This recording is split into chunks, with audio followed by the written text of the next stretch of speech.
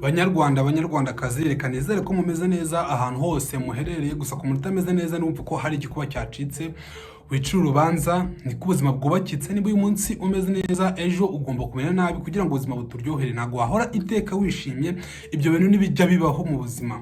Kuko uhoze wishimye se ni iki cyakunezeza? Wapi. Ntabwo wahora ufite amafaranga, ntabwo wahora mu gahinda. Niko ubuzima bwubakitse kugira ngo burusheho kuryoha, tunahatane nyine kugira ngo tubeho. Twagiye dukora inkuru nyinshi, inkuru zagiye zirakundwa, abantu bavanamo amasomo, abantu barazishimira. Muri comment bakumye bitwereka ati inkuru mwakoze ni nziza, ati mujye mugumye muduhe inkuru nk'izi ngizi. Twagiye tubona feedback y'abantu benshi cyane bakunze inkuru zacu, bitewe nuko zabagiriye akamaro ndetse zabaryoheye ndetse zikanabafasha kugira ngo bavanemo isomo mu buzima bwabo bwa buri munsi. Niyo mpamvu njaga kugira ngo tuganire ku nkuru twagiye dukora, mutubwire se mwazibonye mute, ese tujye tugumye dukora inkuru nk'izi ngizi, cyangwa se mutubwire ikintu kitagenda, ikintu tugomba guhindura. Nyine ndaje kugira ngo tuganire kuri izi nkuru zacu, namwe mutubwire uko mubyumva, kugira ngo wenda dukubite tubangura ku muntu waba uje kuricana bwa mbere akabonye ino video. Ndagira ngo wenda amanyuriremo zimwe mu nkuru zagiye zigakundwa, zagiriye abantu akamaro.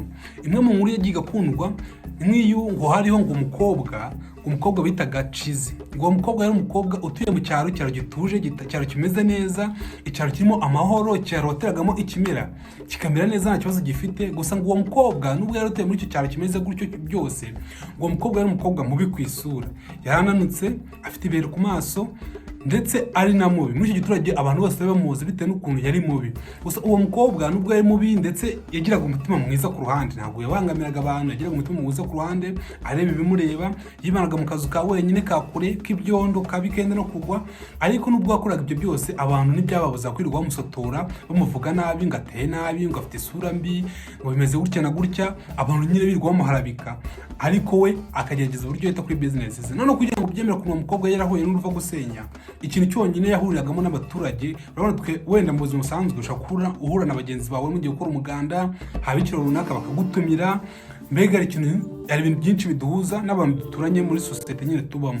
Ariko uwo mukobwa kugira wumva ko agenda nyine yahuraga nako kugira ngo atumirwe muri icyo giturage yatuyemo, yatumirwaga aje kugira ngo abacanire inkwi. Yarazi gucana inkwi, ndetse ngo anabogereze ibyombo mu bukwe bw'abakobwa banganye imyaka. Urumva ko uwo mukobwa yari afite ikibazo. Noneho mu nyuma yakoraga wenda n'ibyo byose, yabacaniye, yabogereje ibyombo, nta n'uwazaga ngo basi ngo amushimire avuga ati Chizi wakoze, watwogereje ibyombo, wakoze. Wapi, bose baramukoreshaga, ariko nanjye n'umwe ugira icyo amushimiraho cyangwa se amufasha. Ahubwo mu nyuma ubukwe kwa ngo buba bwarangiye nyine hasigaye abantu ku ruhande bicaye, icyo bakoraga ni ukumusotora, ngo ngura mukobwa ni mubi. Ukica nyine ukumva muramusotora, habe n'uvuga ati basi yadufashije iki ngiki. Ibyo baramaraga kurya bahaze, ibintu yabatekeye nabogeje ibyombo, bafite gahunda yo kumusotora. Kugira ngo murabyumva ukuntu uwo mukobwa yarababaje cyane.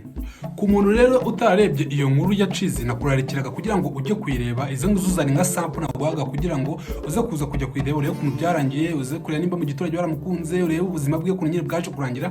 Nabahaga sample nyine ku muntu utarebye iyo nkuru, aze kunyarukira mu nyuma, aze kuyireba, arebe ukuntu nyine byaje kugendekera Chizi, uwo mukobwa wangagwa mu giturage. Ibyo ngibyo nyine sample nabahaga tundi ko iyo ngiyo ari yo nkuru yaje mu nkuru zakunzwe cyane, abantu bakatwereka muri comment yuko bayikunze. Iyo ni sample y'inkuru ya mbere nagira ngo tuganireho. Indi nkuru nayo yagiye igakundwa, nabo abantu bakatwereka muri comment bakatubwira ko yagize ikintu bafasha ari benshi. Ni inkuru y'umuhungu, umwana w'umuhungu yarakirangiza secondaire mu myaka 20.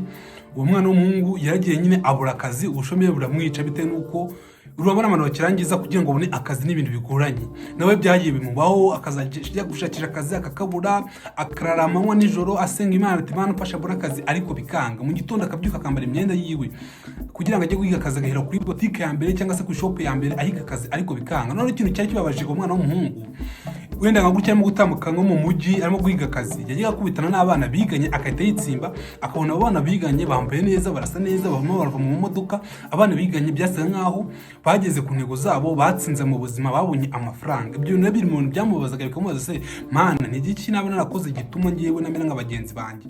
Ati abana twariganye ikirenzeho yewe nabashaga n'ubwenge mu ishuri, atariko reba bo barahirwa bafite amafaranga, ariko ngiye nkura buri kimwe, ndasenga, mbyuka mu gitondo cyakare kugira ngo njye guhiga akazi ariko narakabuze, ariko bagenzi banjye bari n'abaswa mu ishuri bafite buri kimwe. Ibyo bintu nyine agahura ahangayitse, nuko umunsi umwe aza kukisoma mu bibara bimubwira amubwira agahinda ke kose. Mama we se yagiye ikintu amubwira, buke mama arongera azaramwicaza amubwira ati mwana wanjye rero wambwiye ibibazo byawe, ariko ndagira ngo umenyeshe ko nimba muri ako kanya urimo guhura n'ibibazo nta kazi ufite kandi nta kutakoze kugira ngo wereke Imana yuko uyisenga, akagira ngo umenyeshe yuko igihe cyawe ari uko kitari cyagera, ati igihe cyawe nikigera nawe uzahirwa ubone amafaranga yose wirirwa wifuza. Ariko mama we nyine amubwira, kandi koko mu nyuma uwo mwana byaje koko kugenda nk'uko mama yabimubwiye, abona yuko yari yaribeshye, ahubwo ariko igihe cyo kitari cyagera. Niyo rero yari imwe mu nkuru nazo zanye zigakundwa, abantu bakatwika yuko bayikunze babanyemo isomo. Nimba nawe utarayirebye rero n'iyi nkuru ujya munsi uraza kuyibona. Ni inkuru yafashije abantu benshi ndetse irimo n'isomo ryakugirira akamaro nyine nimba ushaka kugira ngo ugire ikintu uzagera mu buzima bwawe bwa buri munsi. Ndagira ngo rero twiganirire cyane cyane abantu barebye zino nkuru zose, si niyo nkuru gusa yacize cyangwa se iyo nkuru y'umwana w'umusore wabuze akazi twakoze inkuru nyinshi cyane, gusa nyine mbasha guhitamo ebyiri twabonye nyine feedback zazo cyane kurusha izindi. Ndagira ngo nawe tubwire muri comment nyine twiganire bisanzwe, tubwire se inkuru warebye nawe ukayikunda ukavuga ati inkuru ni nziza ni iyihe, ndetse unatubwire akamaro yaba yakugiriye, tubwire twabanyemo iyi somo, ndetse unatubwire n'icyo wifuza yuko twazagukorera n'inkuru wifuza ko twazatugukorera. Ndagira ngo twigane muri comment utubwire ati inkuru narayikunze kurusha izindi zose, ati koze gutya na gutya ni nziza navanyemo iri somo. Nawe n'undi tubwire ati inkuru nanjye ni nziza yaranshimishije, nyine kugira ngo tuganire tujye tumenya n'ibyo mushaka, tumenye n'ibyo tubakorera, kuko ni mwebwe tuba dukorera urebye muri rusange. Gusa nanjye nyine sinagenda nababwiye feedback yanjye cyangwa se uko nabyakiriye, uko nazibonye, uburyo zamfashijemo. Njyewe urebye inkuru zose twakoze, inkuru zose zaranshimishije. Ni inkuru nziza pe, ni inkuru nziza ku muntu ufite ubwenge yakavanyemo isomo. Ku muntu ufite ubwenge inkuru zose twakoze ahangaha yakavanyemo isomo. Nanjye rero inkuru zose twakoze zaranshimishije, ni inkuru nziza zirimo isomo, ni inkuru nyine wakwigiraho, ni inkuru zitwigisha kwihangana, ni inkuru zitwigisha kubana n'abandi muri sosiyete, ni inkuru nyine zagiye zikatugira akamaro, ni inkuru nyuma yuko ziryoheye amatwi ndetse ziryoheye n'amaso, buryo niyo tuzireba ziba zigaragara neza. Ni inkuru nyine zakugira akamaro tu, ni inkuru zikwigisha kubana n'abandi, gufasha abantu, kwihangana, kandi ibyo ni ibintu dukenera mu buzima bwacu bwa buri munsi. Rero iyo niyo yari feedback yanjye ku nkuru zose ni nziza zangiriye akamaro. Ndagira ngo nawe rero tugane muri comment utubwire se weho nize nkuru zakunejeje muri nkuru zose twakoze, ese nta kamaro zakugiriye. Ndagira ngo tubane muri comment, muri ko gukora subscribe kujya tujya tubana mu zindi nkuru, mutubwire inkuru mushaka ko tubakorera, ndetse munatubwire inkuru yabaye iya mbere muri aya mezi.